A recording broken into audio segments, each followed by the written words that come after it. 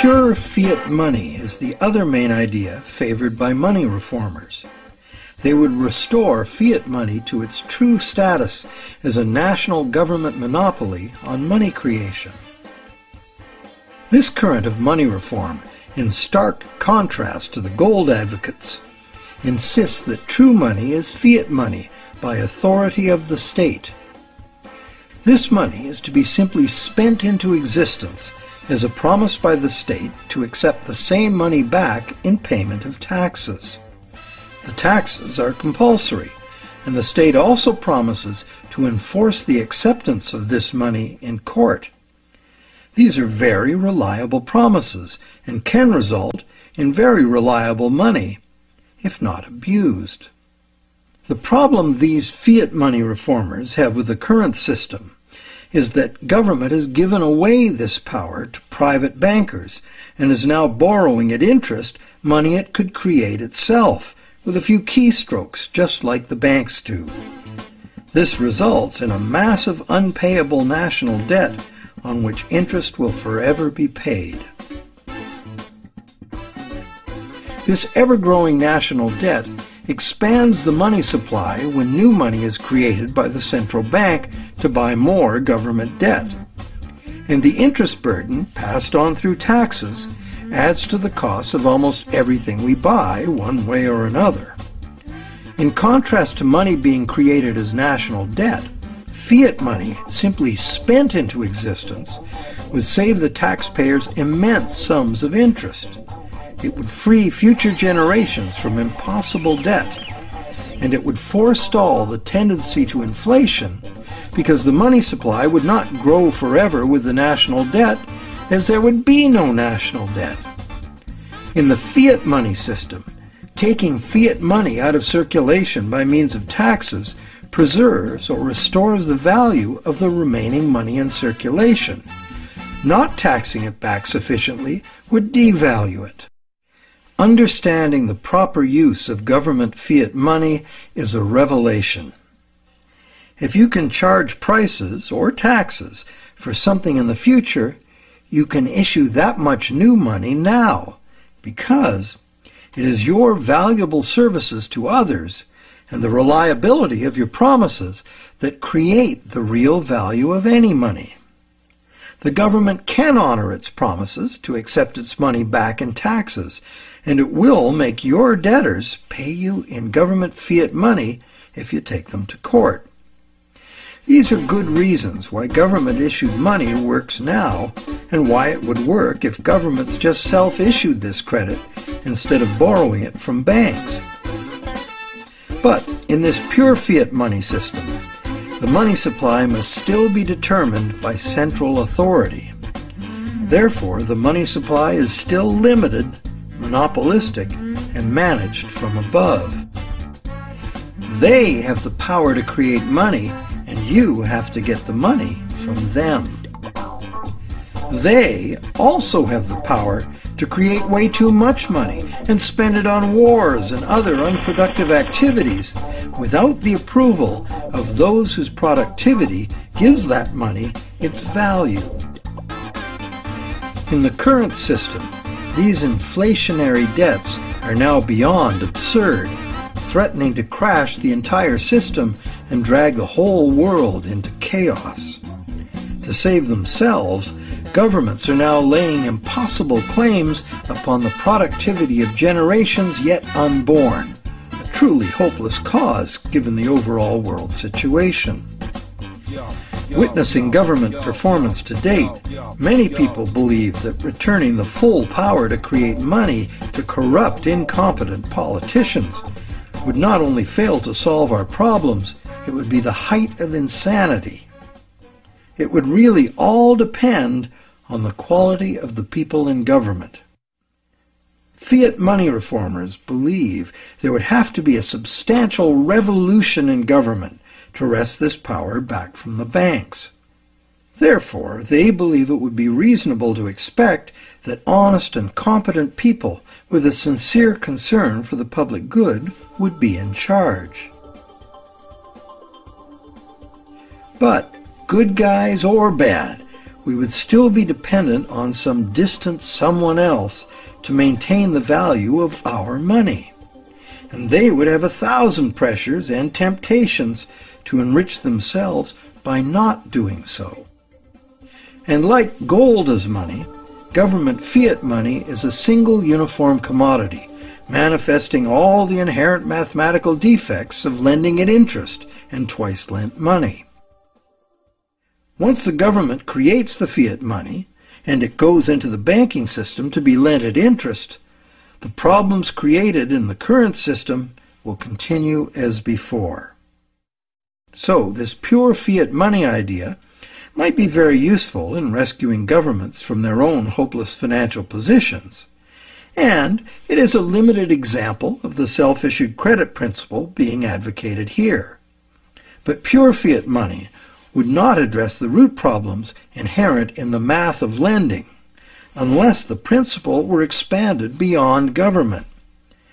Advocates of pure fiat money like to claim it is money created by law, as if it were independent of economics. But if new fiat money were just spent into existence year after year without being removed from circulation as taxes, it would become worthless. What these fiat reformers tend to ignore when quoting history is that in ancient money created by law systems, the prices of critical commodities were also dictated by law. In fact, the value of money was defined by the ruler as so much of a certain commodity. Charge more or less for the designated commodities and it could be off with your head. Today, price controls like this could only be achieved in a self-isolated and totally bureaucratically controlled economy like Soviet communism. In a free market global economy, money created by law is bound by the same laws of supply and demand as any other single uniform commodity money.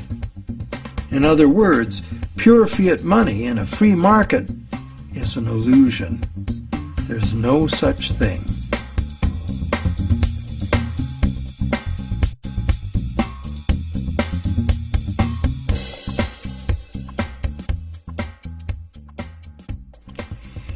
In the third stream of money reform are the various types of so-called alternative currencies, all of them based on some concept of money being created as self-issued credit.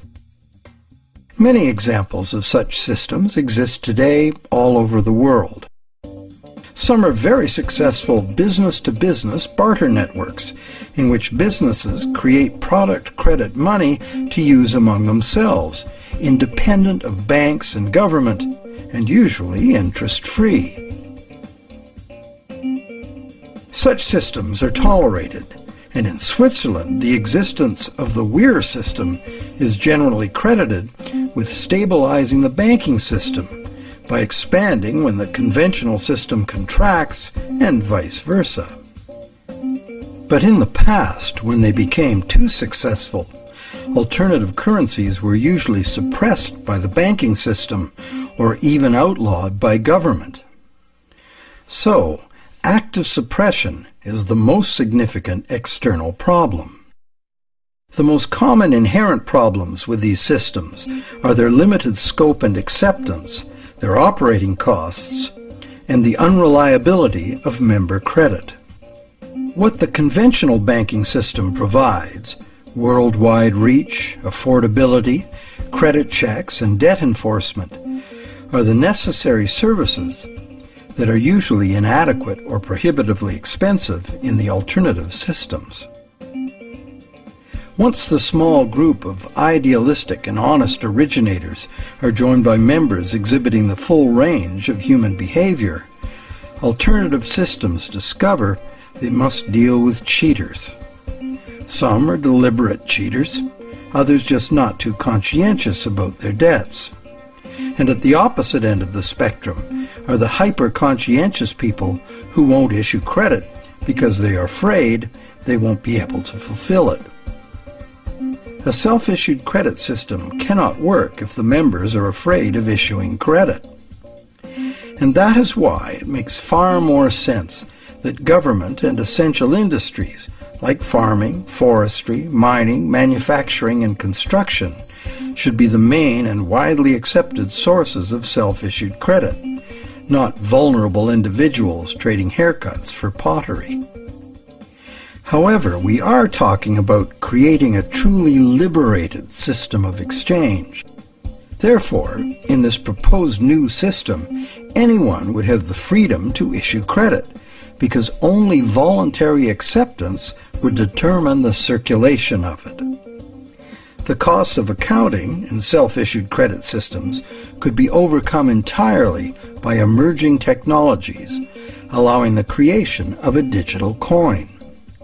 Digital coins could be passed from one owner to another, peer-to-peer, so that no bookkeeping and no third-party involvement, like banks or PayPal, is required.